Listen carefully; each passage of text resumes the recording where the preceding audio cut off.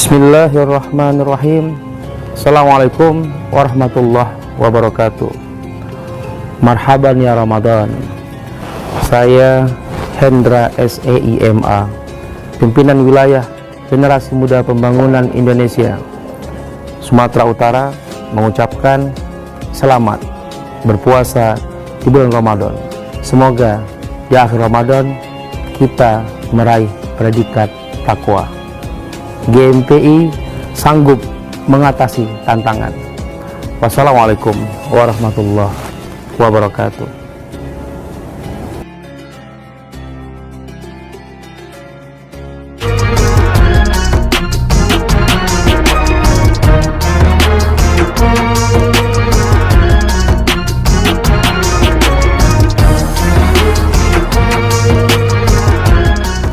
A'udzubillahi minasyaitonirrajim. Bismillahirrahmanirrahim. Assalamualaikum warahmatullahi wabarakatuh.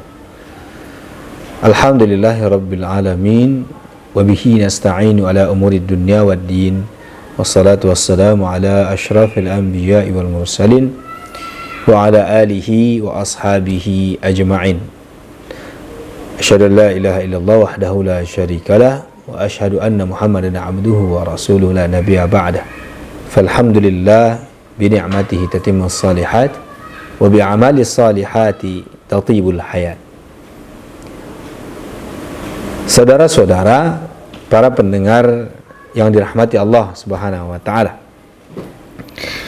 Alhamdulillah, syukur kepada Allah kita panjatkan sampai hari ini kita yang sedang memasuki dan menjalani kewajiban kita menunaikan puasa Ramadan, masih Allah berikan kesehatan, kesempatan, ya, kesehatan jasmani dan rohani untuk bisa melaksanakan aktivitas kita sehari-hari.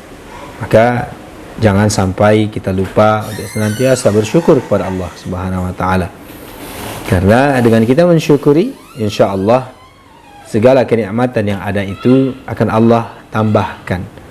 Allah akan gandakan itu. Kemudian salawat kepada Rasulullah sallallahu alaihi wasallam, qudwah hasanah, contoh terbaik bagi umat manusia yang sepatutnya harus kita jadikan idola dan tuntunan. Karena insya Allah dengan semangat kita mengikuti sunnah-sunnah beliau, ya, menjadikan akhlak dan kepribadian kita sesuai dengan apa yang diajarkan oleh Rasulullah SAW, mudah-mudahan nanti di hari kiamat kita akan Allah pantaskan untuk mendapatkan syafaat dari Rasulullah SAW. Saudara-saudara, para pendengar yang dirahmati Allah Subhanahu wa taala. Bulan puasa Ramadan adalah bulan yang tidak ada bandingnya dengan bulan-bulan lain yang ada di dalam Islam. Kemuliaan-kemuliaan bulan Ramadan ini sudah sering kita dengarkan dari para asatir kita, para masyayikh kita, guru-guru kita. Bulan Ramadan hadir, Allah berikan kepada kita sebagai media, sebagai tempat kita untuk menempa diri, melatih diri kita dari berbagai hal yang akan menjadikan diri kita nanti sampai kepada derajat al-muttaqin, seperti yang Allah sebutkan di dalam Al-Quran yang bercerita tentang ayat puasa. Salah satunya, langkah yang bisa kita lakukan untuk mempersiapkan diri pada kesempatan ini akan kita bincangkan adalah bagaimana kita bisa mengendalikan diri di dalam bulan Ramadan. Dan tentunya kita berharap bukan hanya ketika bulan Ramadan saja nanti hal ini kita lakukan, namun bisa berkelanjutan nanti setelah kita keluarnya dari bulan Ramadan. Apa itu? Tak lain dan tak bukan adalah bagaimana kita bisa mengendalikan diri ketika marah.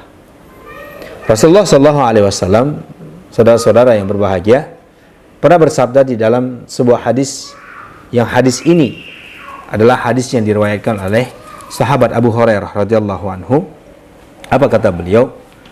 Suatu kali ada laki-laki yang datang menghadap Rasulullah sallallahu alaihi wasallam. Apa kata laki-laki ini? Ausini, katanya kepada Rasulullah. Berikan aku nasihat, Rasulullah. Rasul menjawab, la taghdab. Singkat, saudara-saudara. Apa kata Rasulullah? La taghdab. Jangan marah. Kemudian dia bertanya kembali, Ausini, nasihati aku ya Rasul. Rasul kembali menjawab, la taghdab. Kedua kalinya. Ditanya lagi sama laki-laki ini, dijawab dengan kalimat yang sama oleh Rasulullah sallallahu alaihi wasallam. Lihat saudara-saudara, Rasul memberikan nasihat. Dalam memberikan nasihatnya, Rasul selalu menempatkan kalimat-kalimat yang mana kalimat ini bisa mencakup segala pertanyaan, menjawab segala pertanyaan yang dilontarkan kepada beliau. Dan dari sini kita bisa memandang bahwasanya sebegitu pentingnya apa yang Rasul sampaikan ini, sehingga beliau hanya menyampaikan satu kalimat saja, la taghdab. Sifat marah adalah sifat manusia, karena itu bagian dari nafsu.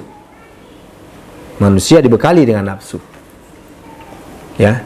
Jadi pada umumnya manusia memiliki sifat marah.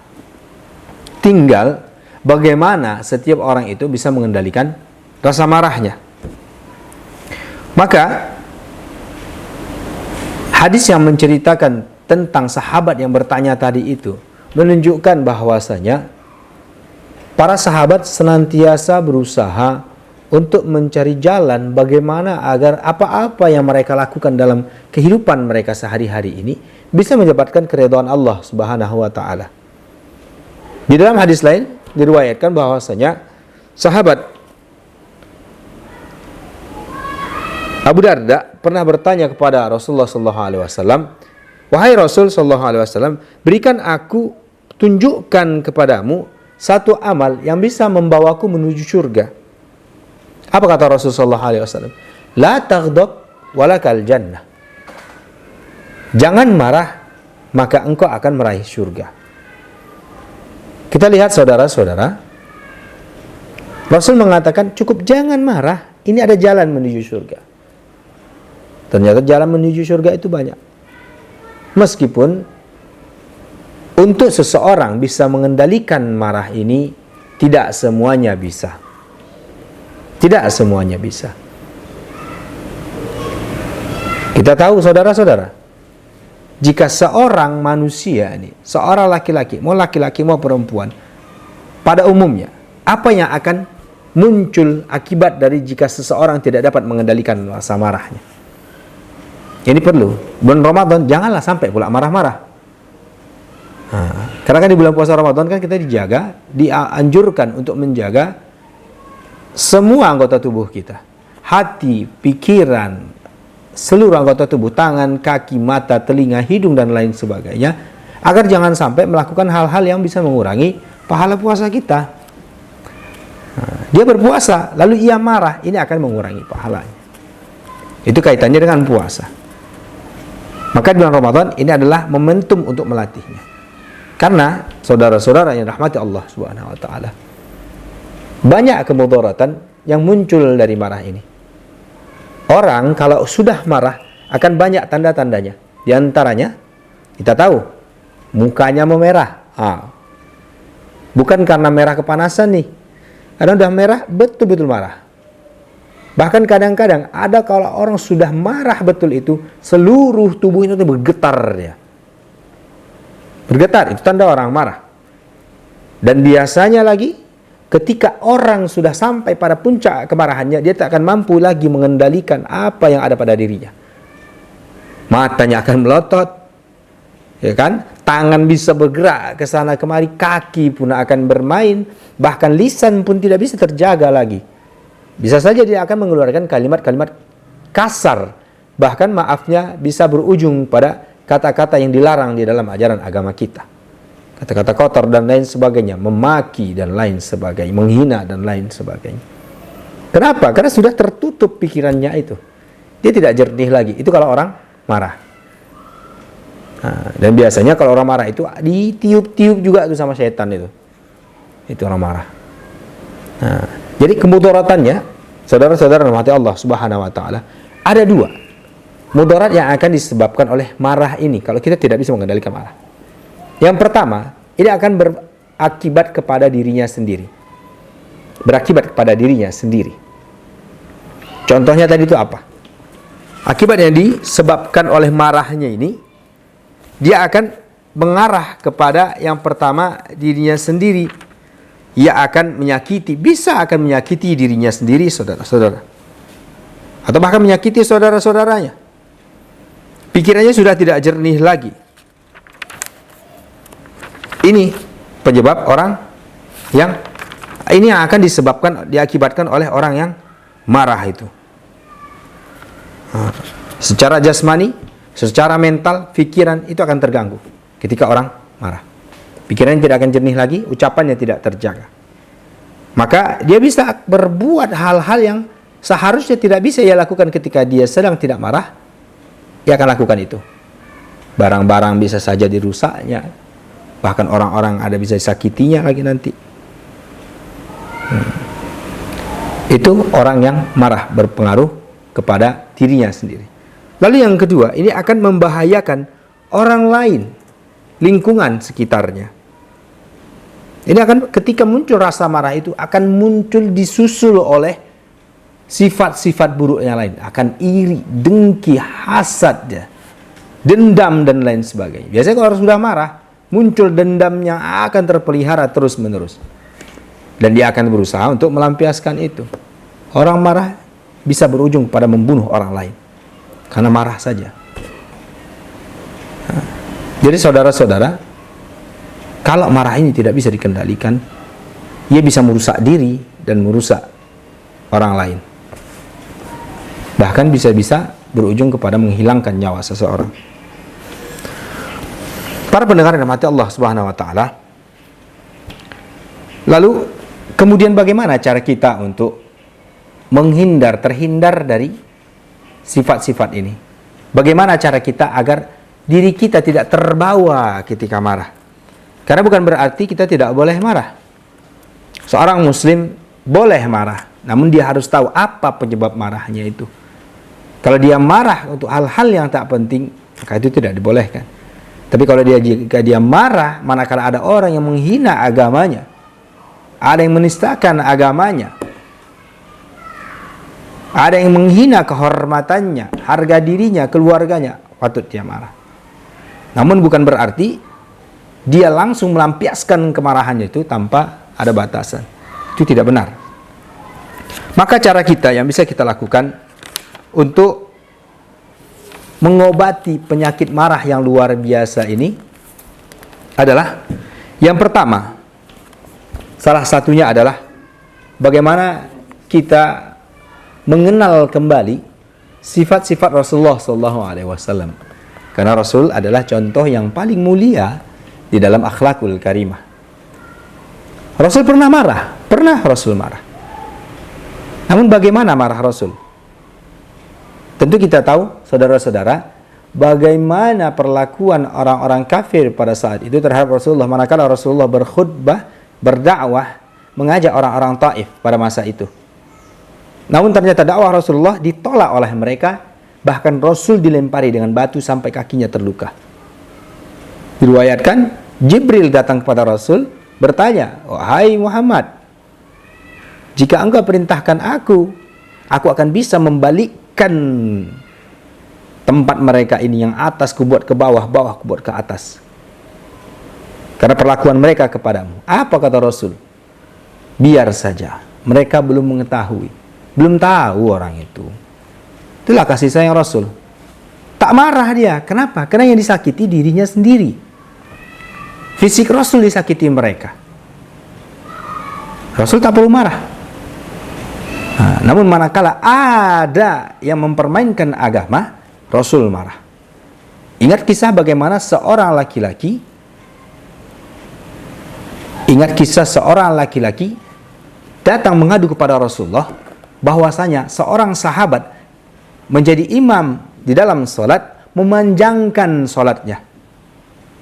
Dipanggil sama Rasul laki-laki ini. Sahabat ini dipanggil Rasul. Hai fulan, afattanun anta? Apa kata Rasul? Ente mau jadi tukang fitnah? Kata Rasul. Salat harus memperhatikan jamaah yang ada di belakang. Nah, ini kaitannya juga nih, bisa kita singgung dengan apa yang akan kita jalani nanti di bulan puasa Ramadan. Salat, para imam, para asatiz, kawan-kawan, saudara-saudara yang menjadi imam, tolong perhatikan imamnya di belakang. Jangan karena kita semangat untuk membaca ayat-ayat yang panjang, tak kita perhatikan lagi ada orang tua di belakang, ada yang lemah di belakang, ada anak-anak di belakang. Tidak semuanya bisa mengikuti bacaan kita yang panjang-panjang, terlalu lama berdiri. Maka disesuaikanlah itu. Rasul marah karena ada seorang imam yang tidak memperhatikan kondisi makmumnya. Hanya mengutamakan, memanjangkan bacaan, mencari afdoliyahnya. Itu tidak tepat. Rasul marah saat itu. Apa tandanya, kata para sahabat, kalau Rasul marah? Mukanya memerah seperti apel. Itu tanda Rasul marah. Tapi tak pernah Rasul mengungkapkan marahnya itu dengan ucapan kata-kata yang kasar. Tidak. Karena beliau adalah uswatun hasanah. Jadi yang pertama, saudara-saudara, tadi adalah kita pelajari bagaimana sifat-sifat Rasulullah SAW, dan kita pelajari, yakini, terapkan dalam kehidupan kita akhlak-akhlak yang diajarkan Rasulullah SAW. Lalu yang kedua adalah hendaknya kita bisa mengendalikan diri, tanamkan dalam diri kita, aku bisa untuk mengendalikan kemarahanku. Jangan langsung diikut kemarahan itu. Ya. Di dalam Al-Qur'an disebutkan a'udzubillahi minasyaitonirrajim wal kaziminal ghaiza wal 'afina 'anil nas. Memaafkan lebih utama daripada menyimpan dendam. Ada orang buat kita marah, jangan terpancing kemarahan. Kadang-kadang kita marah hanya gara-gara kita salah memandang. Ini persepsi awal kita saja. Kita melihat dari satu sisi saja dulu. Kalau kita lihat dari sisi yang lain, bisa jadi kita nggak marah. Itu yang pertama. Yang kedua tadi, bahwasanya kita yakini diri kita, bahwasanya kita bisa mengendalikan kemarahan itu. Al-kaziminal ghaiz, tahan dirinya, ditahan. Para pendengar yang mati Allah Subhanahu wa taala, lalu yang ketiga adalah yang bisa kita lakukan untuk menjaga diri kita agar tidak terhanyut dalam kemarahan itu adalah istighfar. Istighfar. Astaghfirullahalazim. Ada nih yang buat marah nih, buat emosi nih. Langsung istighfar. Astaghfirullah. Jangan jadikan istighfar itu hanya sebatas kalimat-kalimat yang terucap spontan. Sekarang banyak nih yang terjadi nih, seperti itu. Di sekitar kita. Kalau kaget, astaghfirullah dia. Tapi yang lain-lain nggak pernah istighfar. Jadikan kalimat istighfar ini betul-betul tertanam di dalam diri kita dan kita hayati itu. Dan kita fahami apa yang kita ucapkan. Astaghfirullahaladzim, astaghfirullah, astaghfirullah. Sambil beristighfar. Manakala muncul emosi itu, ucapkan istighfar. Itu dia adalah salah satu cara. Cara yang ketiga yang bisa kita gunakan untuk mengendalikan marah ini. Jangan pula memang istighfar dia tapi tangannya melayang. Itu salah juga. Astaghfirullahalazim, tangannya terkepal. Itu salah. Istighfar adalah untuk mengendalikan. Karena manakala kita ingat Allah, Allah Maha Penyayang, Allah Maha Pengasih. Ya. Allah Maha Penyayang, Allah Maha Pengasih. Allah marah juga, Allah murka. Ya murka dia dengan kejahatan. Murka dia dengan kemaksiatan. Kita ingat langsung saat itu, ini bukan hal-hal yang luar biasa, masih hal yang biasa. Maka tak perlu marah. Astaghfirullah, ya Allah, jagalah, kendalikan diri ya Allah. Itu yang ketiga. Ya, isti'az billah. Karena seringkali emosi yang muncul dalam diri kita ini bukan hanya murni dari nafsu kita, ada juga itu tiupan-tiupan syaitan itu yang datang tuh. Hembus sama setan tuh, ditiup kiri dan kanan tuh. Karena kalau udah marah, terlintas nanti dosa-dosa orang yang di depan kita itu, dosa-dosa masa lampaunya pun nanti bertambah itu. dan itu adalah bisikan syaitan. Ya, itu yang ketiga. Dan jangan lupa selain istighfar, ucapkan ta'awuz untuk menghindarkan diri dari godaan syaitan ini. A'udzubillahi minasyaitonirrajim. Aku berlindung kepada Allah dari godaan syaitan yang terkutuk. Mudah-mudahan itu 3 langkah yang pertama. Nanti bisa kita mengendalikan diri kita agar tidak terhanyut di dalam kemarahan. Lalu kemudian yang keempat adalah merubah kondisi kita saat itu. Misal nih, emosi naik tiba-tiba, kita sedang berdiri. Seperti kata Rasulullah SAW, jika salah seorang di antara kamu marah dan ia sedang berdiri, maka hendaklah ia duduk. Itu merubah posisi. Ya, jangan mempertahankan posisi saat itu. Ketika marah Anda sambil berdiri, maka duduklah. Ya, secara psikologi pun itu bisa berpengaruh pada mental. Itu dia. Jangan pula dia marah ketika duduk, bangkit pula. Itu berarti sudah akan melampiaskan kemarahannya itu. Itu bisa melayang, yang lain-lain akan melayang itu. Maka manakala berdiri, kita rubah kondisi kita saat itu. Jangan statis di situ. Ketika berdiri, jangan terus-terusan berdiri. Cari posisi yang lain agar posisi tubuh, raga kita juga berubah, dan itu akan berpengaruh kepada mental kita. Ya, itu kata Rasul, jika salah seorang antara kamu marah, maka hendaklah ia duduk. Namun jika ia telah duduk, ternyata masih marah, maka hendaklah ia berbaring. Artinya kita rubah kondisi kita saat itu. Itu yang keempat. Mudah-mudahan dengan begitu kita bisa kendalikan marah kita. Lalu yang kelima adalah ketika kita marah, seringkali kita tak mampu menahan dan mengontrol kalimat-kalimat yang muncul dari mulut kita. Maka oleh karena itu, kalau terpancing kemarahan, diam saja. Tapi kan Ustaz, banyak pula yang bilang kalau diam nanti itu kan terpendam dalam hati. Terpendam nanti lama-lama bertumpuk busuk nanti Ustaz. Ya tidak begitu. Ini tidak dikatakan untuk menyimpan dalam hati, tapi menutup mulut agar tidak mengeluarkan kata-kata kasar. Diam saja. Karena kan nanti kan disandingkan itu dengan perbuatan yang tadi, langkah kita yang keempat tadi. Ketika berdiri sambil duduk. Kalau marah jangan langsung disambut dengan kata-kata. Itu adalah langkah yang kelima.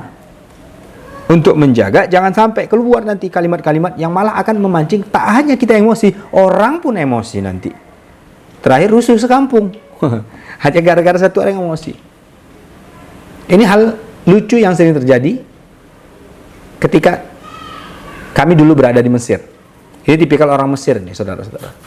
Orang Mesir itu kalau nanti ada satu orang berantamnya ini hanya adu argumen saja, lagam mulut. Mereka nggak sampai adu fisik, nggak sampai jotos-jotosan, lagam mulut ya, marah-marahan, lagam mulut. Nanti ada 2 orang sedang bertikai ini, lagam mulut, datang orang lain mendamaikan. Karena mungkin yang ini banyak kali kalimat yang dikeluarkan, kata-kata segala macam kata-kata, bahkan sampai makian, hinaan. Yang ini juga begitu dibalas. Ujung-ujungnya yang memisahkan pun ujung jadi kena dia. Yang memisahkan akhirnya kena. Maka sering terjadi yang 2 ini sudah akur, sudah dilerai, sudah tenang. Tiba-tiba terjadi ada pertengkaran yang lain. Ternyata yang melerai tadi bertengkar lagi dengan orang lain. Itulah makanya ketika kita marah, kita jaga mulut kita. Jangan berbicara. Ya. Tinggalkan perkataan.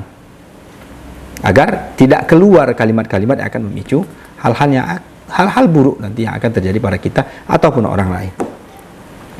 Kemudian yang terakhir yang bisa kita lakukan adalah ambil wudhu, saudara-saudara.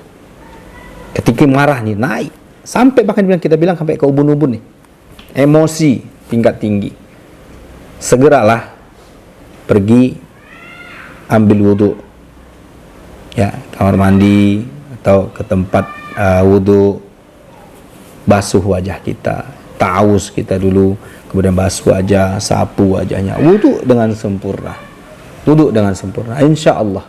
Air itu adalah salah satu media relaksasi. Air wudhu adalah salah satu media relaksasi bagi tubuh.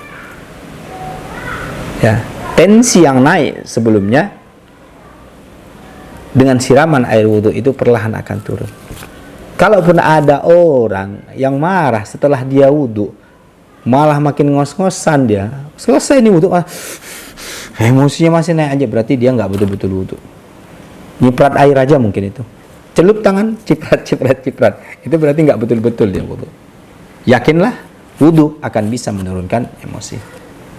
Saudara-saudara yang mati Allah Subhanahu wa Ta'ala, di awal tadi kita sampaikan, Rasul berkata, la taghdab walakal jannah. Jangan marah, engkau akan mendapatkan surga. Kita semua mengharapkan surga. Tak satu pun orang beriman yang tidak mengharapkan surga. Bahkan orang yang tidak beriman kepada Allah saja pun mengharapkan dia nanti sampai di surga. Maka salah satu cara kita, terlebih-lebih di momentum bulan puasa Ramadan ini adalah, mari sama-sama kita kendalikan diri kita agar kita tidak terjerumus ke dalam sifat marah yang berlebihan. Kalau kita marah karena melihat kemungkaran, itu harus kita lakukan. Boleh marah, tapi bukan bertindak anarkis. Marah iya, tapi jangan sampai bertindak anarkis. Karena kekerasan terhadap orang lain, tak ada alasan kita untuk melakukan itu. Ya, tak dibenarkan oleh ajaran manapun kekerasan itu untuk dilakukan. Terlebih-lebih ajaran agama Islam. Dakwah kita adalah dakwah dengan tata krama dan perilaku yang baik yang diajarkan Rasulullah SAW. Ud'u ila rabbika bil hikmati wal mau'izah al hasanah. Itu kata Allah.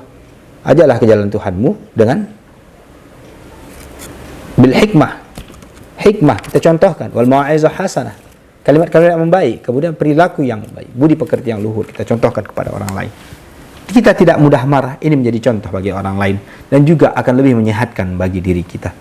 Banyak orang karena terlalu membawa kemarahannya, ujung-ujungnya stroke, malah mengakibatkan keburukan kepada dirinya sendiri, malah membawa penyakit yang akan mencelakakan dirinya sendiri.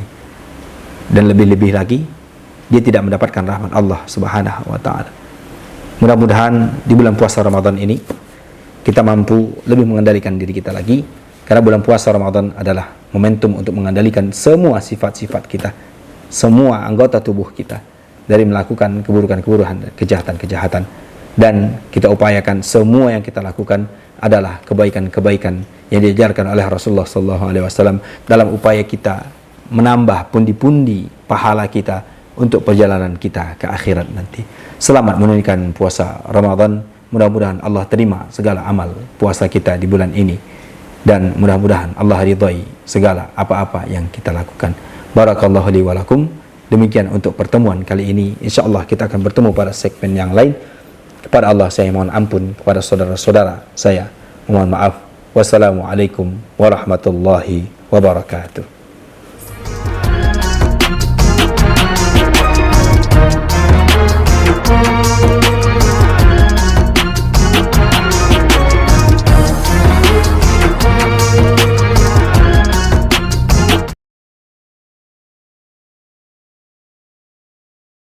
Assalamualaikum warahmatullahi wabarakatuh. Kebahagiaan Ramadan bukan dilihat dari seberapa mewah dan banyaknya santapan berbuka puasa kita, atau dengan siapa kita berbuka puasa. Namun kebahagiaan Ramadan itu terletak dari rasa syukur kita karena telah mampu menahan segala cobaan. Selamat berbuka puasa. Generasi muda pembangunan Indonesia Sumatera Utara sanggup mengatasi tantangan. Billahi taufiq wal hidayah. Wassalamualaikum warahmatullahi wabarakatuh.